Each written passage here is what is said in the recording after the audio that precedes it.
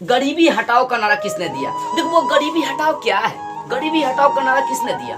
देखो गरीबी हटाओ का नारा किसने दिया था? इंदिरा गांधी ने। अब जरा हम लोग बात कर लेते हैं इंदिरा गांधी की। इंदिरा गांधी कौन थी? आपको मालूम है 1971 में जब बांग्लादेश को हम लोग आजाद कराए थे उस समय प्रधानमंत्री कौन थी? इंदिरा गांधी थी। इंदिरा गांधी की जीवनी की अगर बात करते हैं तो इंदिरा गांधी एक नॉर्मल इंसान थी, लेकिन क्या होता है ना, इंदिरा गांधी उनके जो पिताजी रहते हैं वो पिताजी क्या करते हैं, मतलब इनको प्रधानमंत्री बनाने के लिए बड़ी कोशिश करते हैं। सबसे पहली बात करते हैं कि जब 1962 में चीन से युद्ध हुआ था तो हम लोग हार गए थे। 1965 में भी पाकिस्तान से युद्ध हुआ था, जिसके कारण से हम लोग का जो स्थिति था ना वो दयनीय हो गया था। और उसी समय 1966 ईस्वी में लाल बहादुर शास्त्री की भी मृत्यु हो गई थी। लाल बहादुर शास्त्री जो थे वो जय जवान जय किसान का नारा दिए थे। क्या कहते? जय जवान जय किसान का नारा दिए थे। कहने का मतलब लाल बहादुर शास्त्री भी हरित क्रांति को जोड़ डाले थे। और इसी पे एक और नारा आया था, जय जवान जय किसान जय विज्ञान का नारा किसने दिया? तो अटल बिहारी वाजपेयी ने ये नारा दिया था। ठीक है, तो हम लोग बात ये कर रहे थे कि गरीबी हटाओ। जब इंदिरा गांधी आई थी ना, जब प्रधानमंत्री बनने वाली थी ना, उस समय ये एक नारा दी थी कि हम आएंगे तो गरीबी हटा देंगे। लेकिन उसी समय लाल बहादुर शास्त्री की मृत्यु हो गई।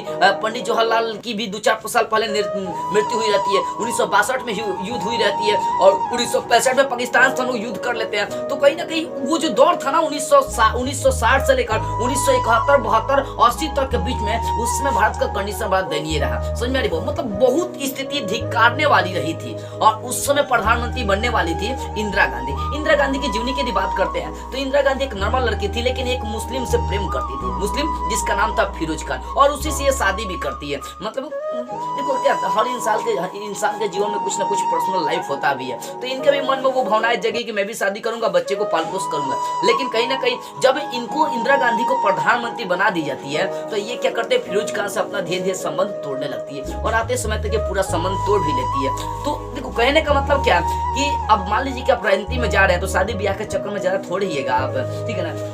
तो इंदिरा गांधी भारत की प्रधानमंत्री 1971 मतलब जब ये प्रधानमंत्री बनी थी तो उस समय एक नारा दी थी जिसका नाम था गरीबी हटाओ। और उस समय बांग्लादेश नहीं था, उस समय वो पश्चिमी पाकिस्तान और पूर्वी पाकिस्तान था। तो पश्चिमी पाकिस्तान इधर पड़ता है और पश्चिमी पाकिस्तान नीचे पड़ता है। तो पश्चिमी पाकिस्तान के जो मुस्लिम होते थे ना, वो आकर जो पूर्वी पाकिस्तान के मुस्लिम थे उस पर अत्याचार करते थे, ज्यादा मात्रा में अत्याचार करते थे।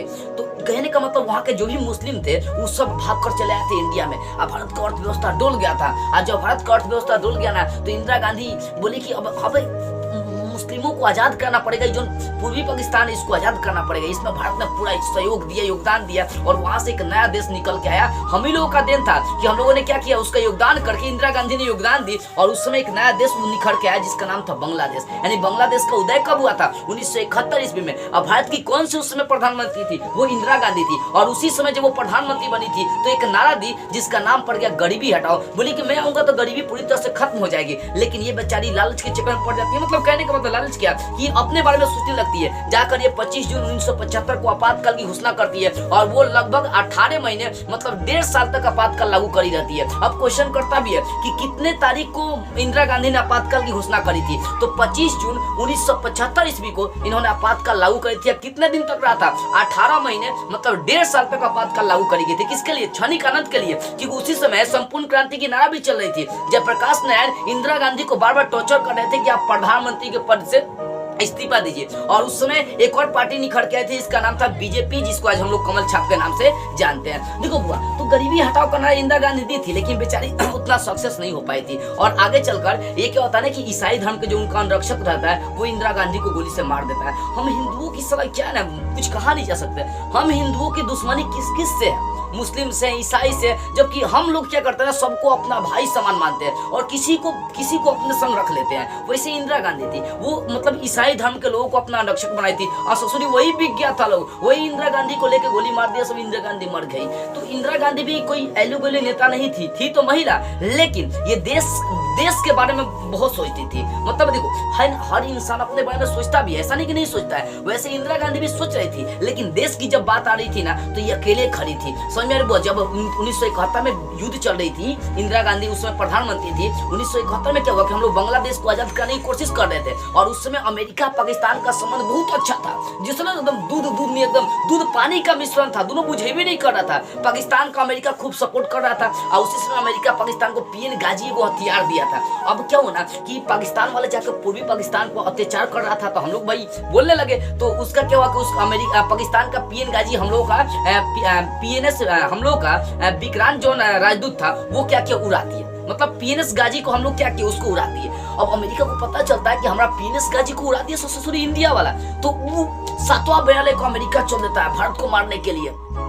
मतलब अमेरिका, ब्रिटेन, चीन, ईरान, सऊदी अरब सब घेर लेता है अमेरिका का। और उस समय सॉरी ये घेर लेता है लोग, इंडिया को घेर लेता है लोग। क्यों? क्योंकि इंडिया ने क्या किया था, पाकिस्तान के पीएनएस गाजी को उड़ा दिया रहता है। और वो पीएनएस गाजी किसका रहता है? ससुरी अमेरिका का रहता है। अमेरिका बोलता है हमरे हथियार को उड़ा दिया इंडिया, इतना दम हो गया। तो इसी कारण से अमेरिका, ब्रिटेन, मतलब जो अंग्रेज थे वो अंग्रेज और चीन वाले और ईरान वाले ये सब मिलकर इंडिया को घेर लिए थे। और उस समय प्रधानमंत्री कौन बनी थी? इंदिरा गांधी। उनके समय मतलब उनके सिर पे इतना बड़ा जिम्मेदारी आ गया था ना, कुछ कहा नहीं जा सकता है। अब भाई जिम्मेदारी आ गई थी, अब इंदिरा गांधी सोच में पड़ जाती है कि कहा करे, चारों तरफ से हम घिर गए, कैसे क्या करे। तो कहने का मतलब क्या था बुआ, इंदिरा गांधी घबराए नहीं, बोली कि जो होगा सो देख लेंगे। वो अमेरिका है तो क्या करेगा, वो चीन वाला है तो क्या करेगा, ब्रिटेन है तो क्या करेगा, हम गुलाम नहीं किसी का, हमारे पास जितना हथियार है लड़ेंगे और तब तक लड़ेंगे जब तक उनको हम पराजित नहीं कर दे। वो थी इंदिरा गांधी। देश की जब बात आ रही थी ना तो वो कुछ नहीं सोचती थी, अपना क्षणिक आनंद भी नहीं सोचती थी, वो ओनली देश के बारे में सोचती थी। वो थी इंदिरा गांधी और उसी को मार दिया सब। अब देखो जब इंडिया चारों तरफ से घिर गया रहता है ना, तब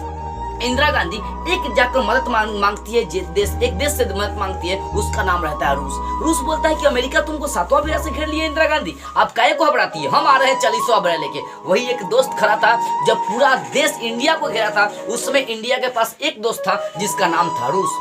जब अमेरिका 7वां बेड़ा लेकर आया और ब्रिटेन जब ईगल बेड़ा लेकर आया था, उस समय रूस 40वां बेड़ा लेकर खड़ा हुआ इंडिया के साथ, बोला कि यार तुमको देखते हैं। अमेरिका को धमकी दिया कि तू चला जा वापस अपना 7वां बेड़ा लेकर, नहीं तो तुमको छली छली कर दूंगा।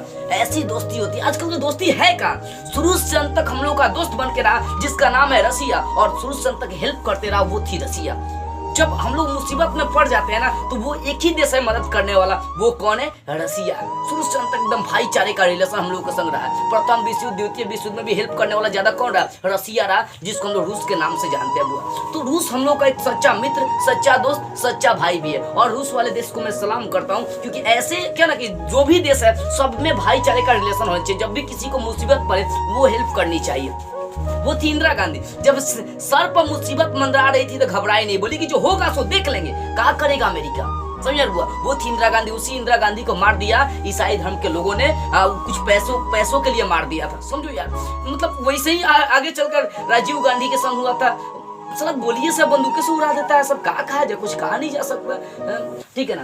तो देखो हुआ तो गरीबी हटाओ का नारा किसने दी थी? इंदिरा गांधी। इंदिरा गांधी सोची कि गरीबी को हटा देंगे, लेकिन भाई बहुत सा तनाव बढ़ गया था उसी समय।